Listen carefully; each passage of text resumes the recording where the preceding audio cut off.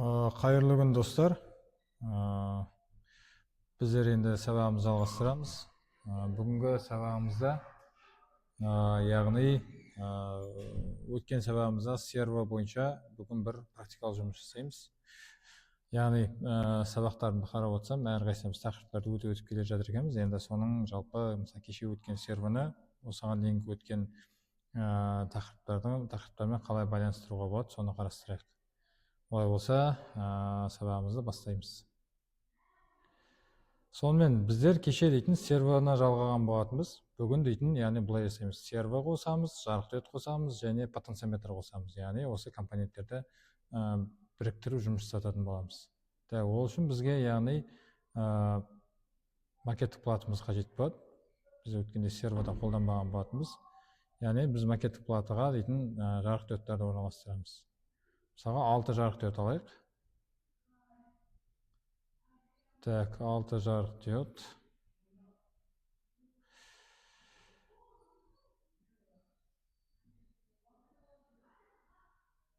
Так, 5, 6. Енді бұл жарықдиодтарды қосып аламыз. Өткен сабақта есімізге түсірейік. Бізде жарықдиодымызға 220 омдық кедергі қажет болған болатын. 220 ом. Так, көшіру қоя береміз. Яғни мен кедергілерді жарықдиодтың анод аяғына, яғни плюсіне қосып жатырмын. Так, енді деген макеттік платаға біздер дейтін қазір минус 9 боламыз.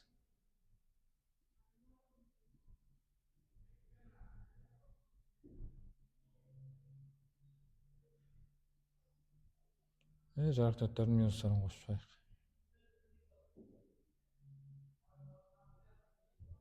Так, 1, 2,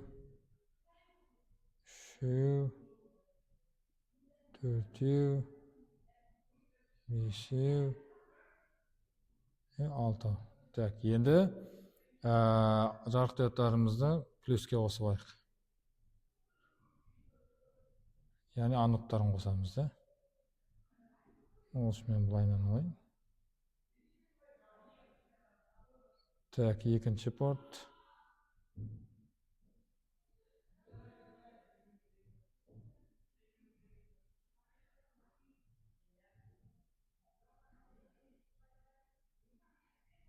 Үш. Так. 4.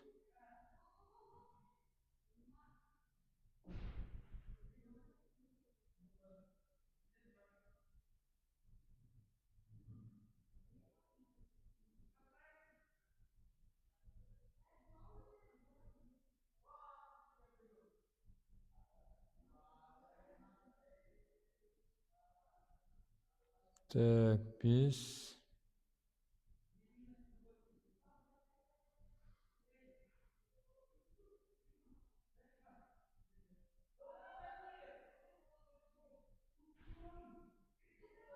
Так, 6. 7.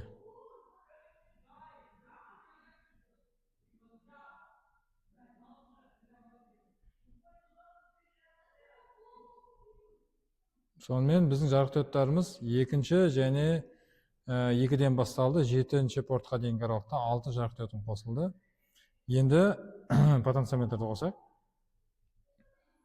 Біздің потенциометрдің қызметі бұл жерде, яғни біз потенциометрді бұрау арқылы сервоны, сосын жарықдиодтарды басқарамыз.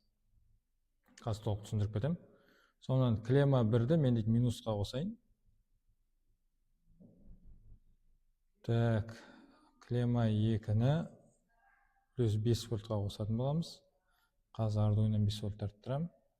Және бұның өзін ортаңғы портта біздер дейтін скользящий контакт дейді орысша, яғни сигналды мен дейтін А0-ге қосайын. Яғни кез келген аналық портқа қосуға болады. Так, ардуинодан 5 вольт арттырайық.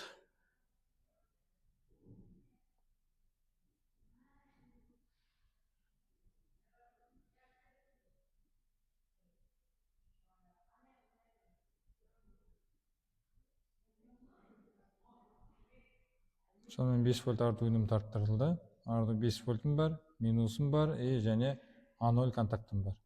Так, енді деген сервоны жалғайық. Енді бұны біз Tinkercadқа жалғағанда жалпы қолдана беруге болады, яғни сервоны бірден қосып жіберуге болады, себебі бұнда көп күштің тоқты қажет етпейді, бір серво 6 жарық диодпен. Бірақ та дейтін ертең бірнеше жоба қолданғанда, бірнеше потенциометр қолданғанда, немесе бірнеше серво қолданғанда алдынағыдай ток жетпеуі мүмкін. Сондықтан да мен дейтін яғни қасына бөлек батарея жалғап көрсетемін да.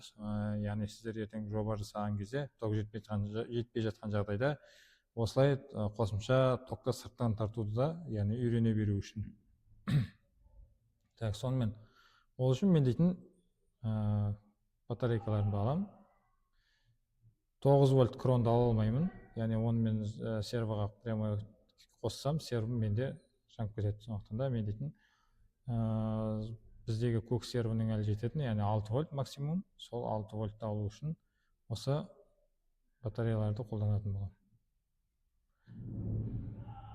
Так, бұндай жалпы сатып алатын болсаңыздар, осындай магазиндерде болады, ондайда барлығы последний тізбектеп жалғанған. Егер біреу қалып қолдан жалғау керек болса, осы айтып, біреуінің плюсын, екіншінің минусына жалғап, осындай тізбектелген жинақталуға болады. Яғни 1,5-тердің барлығын қосқанда 6 вольт болады. Так, минусым қазір проводтың тұсына ауыстыратын боламын. Оны дейтін біздер білеміз, оны біз ортақ минус жасауымыз керек. Өткен сабағымызда оны мен мына жерде минусқа қосамын. Так, енді ары қарай келесі плюс контакты. Плюс контактымды мен мұнда плюске келіп қойайын. Бұл сервоның ардуиноның плюс емес, батареяның плюсы. Так, енді серво қозғалтқышты алайық. Так, серво, микросерво. Серво мұнда орналаса берсін. Оны қойын жоғары қарай. Аз бұрылғанын көру үшін. Сонымен менде сервом сигнал деген ол менде шимпортқа барады. Так. Шимпортқа барады.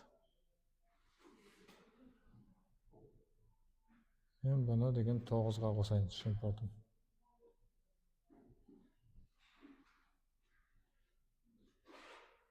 Так, оны деген мен қандай түсте болсам болады, розовый деп алайын да.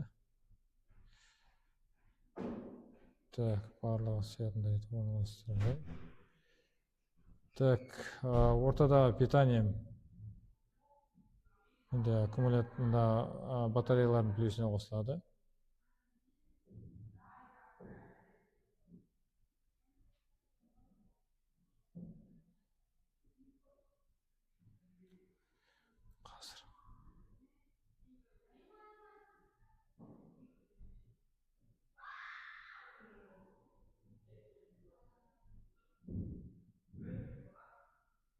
Так, енді минусым. Земля минусым ол менде дейтін төмендегі минусқа қосылады, макетный платының минусқа қосылады. Ол менде қара түсті болады. Сонымен потенциометрім қосылды, сервом қосылды, жарық диодтарым қосылды. Енді программаға қарайық.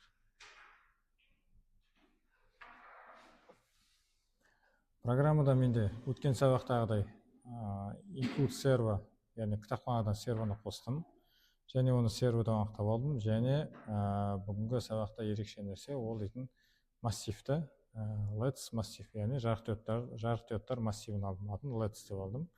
Ол менде жарық диодтарым 2 мен 7-ші порттың арасында, және потенциометрім бар, А0 деп қосылған. Так, потенциометрдің режимін көрсетем. Pin mode pod input. Сервоның режимін көрсетем, портын көрсетем де, серво T9. Енді мен мыналардың әрқайсысына режим көрсету үшін for шартты циклін ашам. Алғашқы мәні I деген айнымалы арқылы 0, ол дейтін менде массивтің индексі, яғни бірінші тұрған элемент 2-ні көрсетіп тұр, 0 деген 2-ні білдіреді. 5 деген ол бізде 7-ні білдіреді. Сонымен ол 0-ден бастап 5-ке дейінгі аралықта индекстердің барлығына, яғни 2 мен 7-ші порттар деген сөз. Олардың барлығына бір қадаммен әрқайсысына output деген режим көрсетіп шығарамын. Енді негізгі неге void loopқа өтейік. Бұл жерде бірінші тұрған команда ол потенциометрдің данныйын оқимыз. Pod value, яғни pod деген потенциометр, value деген айнымалысы. Pod value ол дейтін жаңағы біз жоғарыда хабарлаған A0-ге қосқан podтың мәнін өзіне меншіктеп алады. Сосын бізде енді мынандай нәрсе, потенциометр 0 мен 1023-тің арасында жұмыс жасайды, ал сервер менде 0 мен 180-ның арасында мәндерді қабылдайды. Олай болса мен яғни потенциометрді бұрағанда қай жер 180 екен білмей асып кеткен жағдайда ол серверға күш береді, нагрузка береді. Ондайды тоқтату үшін бізде арнайы map деген функция бар. Өткен сабақтарда айтпаған есімде жоқ, сондықтан қайталап айтып кетейін. Бұнда map дейтін, яғни pod value деген айнымалыны, ол айнымалыны минимальный мәні 0, максимальный мәні 1023-ті 0-ден 180-ге дейін деген аралықта жаңа диапазонға меншіктейді. Яғни потенциометрді минус ең минимумда тұрғанда 0 болып саналады, 0-де өзгертеді данныйды, максималны бұрағанда оны 180 деп өзгертеді. Сондай мен бір потенциометрдің мәнін бірнеше айнымалыға түрлендіруге болады. Мынау яғни бір потенциометрдің мәнін post server, яғни позиция сервер деген айнымалыға түрлендірдім. Екінші count, яғни ол санды. Соны екінші сондай айнымалыға түрлендірдім. Онда тап жаңағыдай pod value-ды алам. Жоғарыдағы потенциометрдің мәнін, оны 0-ден 6-ға дейін. 0-ден 6-ға дейін деген сөз ол дейтін мендегі жарықдиодтардікі. Яғни 6 деген соңында 0, 1, 2, 3, 4, 5, 6 мен дейтін 6-ға дейінгі аралықта қолданатын болады. Немесе 0-ден 5-ке дейін деп те өзгертуге болады. Бұл енді мына жер санға байланысты. Егер де мен дейтін мына жерде 5-те өзгертсем, онда мына жердегі for-дағы мәнімді кіші немесе тең деп өзгертуім керек болады. Егер 6 деп алсам, кіші 6 деп алу болады. Яғни бұл екі жағдайда да екеуі де бір нәрсе білдіреді. Мынада 5-ті қабылдайды соңғы мәнді, яғни 0, 1, 2, 3, 4, 5 деген 5-ші тұра индексті. Мұнда 5-ші тұра индексті қабылдайды да, бірақ 6-ші келген индексті қабылдамай кетеді, себебі тең деген жоқ. Сондықтан да бәрібір 0 мен 5-тің арасында жұмыс жасайтын болады. Сонымен мен оған айттым, яғни 0 мен 6-ның арасына өзгерт деп. Немесе бұлай 5-те өзгертсем, мен мынаны сәйкесінше кіші 5 деп бұлай өзгертуім керек болады. Сонымен for циклі жаңадан қайтадан for циклін қайтып шақырамын. Менде тек қана int деп хабарлаған бұл void setup-тың ішінде қалып қойды. Егер де жалпыламаға хабарлайтын болсам, мен жоғарыға мына жерге int i деп жазып кетуім керек. Сондықтан өйтіп жазбағандықтан мен келесі for шақырғанда да қайтадан хабарлаймын. Int i тең болады 0 және i-дың мәні 5-ке дейін бір-бірден. Енді бұл жерде мынандай нәрсе бар. i-дың мәні count-тың мәнімен салыстырады. Егер i-дың мәні count-тың мәнінен әрқашан кіші келе жатса, яғни мынаған әлі жетпеген болса 5-ке, ондай жағдайда менде жарықдиодым әрқашан жанып тұрады. Егер олай болмай кетсе, ол кері қайтып кетеді деген сөз, кему бағытымен келе жатса, артқа қарай, онда жарықдиодым артқа қарай кері сөніп келе жатады. Так, сонымен менде жарықдиодтарымның саны 0-ден 5-ке, сонымен қарайық. Мен бұл жерде қабылдау үшін мынаны 6-ға өзгертіп қояйын, себебі менде соңғы жарықдиодым жанбай қалады, егер 5-пен тұра беретін болса. Мына жер 5 қала берсін. Сонымен қарайық. Так.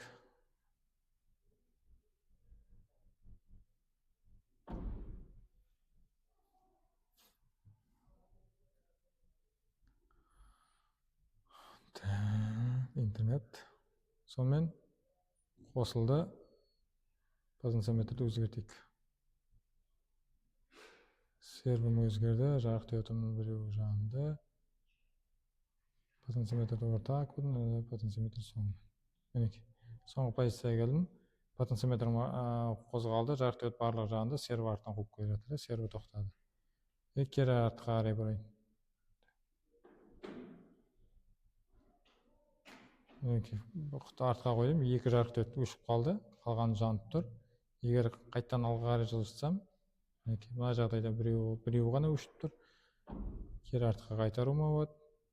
Сөйтіп, осындай жобаны жалпы шығаруға болады. Бұндай жағдайда, мысалға, серверні спидометрдің көрсеткіш сияқты 0 мен 180 арасында скорость деп, немесе міндетті 180 емес, әртүрлі сандар жазып, реттеп көрсете беруге болады. Ал мынау сол қай скоростьтегі айтқаны, қандай күйде тұрғанын жарықдиодтарды жанып тұрғандағыдай етіп көрсетуге болады. Енді басында түсіріп жүрген сабақтарымда мен дейтін схеманы көрсететін болатынмын. Соған орай Tinkercad-тың өзінде жазбай-ақ мынандай схемасы бар. Енді мына схема бойынша берілген мәліметтердің қалай белгіленетінін оқиық. Сонымен біздерде платым Arduino Uno. Платы қосылған. Потенциометрде жалпы дейтін екі жағы. Байқап тұрсаңыздар, питаниесі минус пен плюсы и несі ортасындағы жаңа сигналымыз. Ол біздерде мінекей А0-ге қосылған. Яғни үш контакты. Мынау жерде потенциометрдің сыйымдылығы жалпы көлемі қанша? 250 килоом. Номинал қанша екенін көрсетіп тұр. 5 вольтым менде потенциометрге қосылған көрсетіп тұр. Мінекей 5 вольттың шыққанын. Жарықдиодтардың белгіленуін білеміз, кедергіні де білеміз, яғни ештеңе өзгермеген сол жарықдиодтар, яғни міндетті түрде бағыттаушы стрелкалар бар. И біздің резисторларымыз. Бұл жерде сервоның белгіленуі. Өткен сабағымда мен сервода схема көрсеткен жоқ, мұнда да көрсетіп отыр. Мінекей сервоның белгіленуі ешқандай қиындығы жоқ, яғни 4 бұрыш, 3 нені көрсетеміз: power, сигнал, ground и нені сервоның ортада белгіленуі. Кейбір суреттерде дәл схема сервоның өзіндегідей болады. Яғни power'ды ортасына жіберіп, сигнал жоғарына жібереді. Кейбір схемаларда осы күйінде келеді. Яғни бұл жерде ештеңе жоқ. Батарейкалар қалай белгіленіп тұр? Мінекей. Байқап тұрсаңыздар, батарейкалардың белгіленуі. Мына қай жағы плюс, қай жағы минус екендерінен. Мына ұзын жақтары плюс, қысқа жақтары былайына минусқа қосылып тұр. Батарейка әрбір мінекей батарейка 5-тің минусы, бұл менде ары қарай неге қосылып тұр деп тұр. Мінекей. Минусқа кетіп тұр деп. Бұл схеманы неге бұлай екіге көрсеткен? Себебі барлығын бір қатарда сиятындай көрсетпегендіктен, мынандай бөлек порттарды көрсетіп, сол порттар ары қарай неге жалғанғанын көрсетті. Бұл да схема сызудағы бір сауаттылық. Мына жерде бір жобаның аты, күні барлығын көрсетіп қоюға болады. Сонымен бүгінгі сабақ аяқталды. Жобаны тексеріп қарап, жалпы дейтін біздегі телеграм каналға жіберсеңіздер болады. Жұмыс жасайтын ма, жасамады ма, немесе қандай қиындықтар кездесті, өз тәжірибелеріңізбен бөліссеңіздер.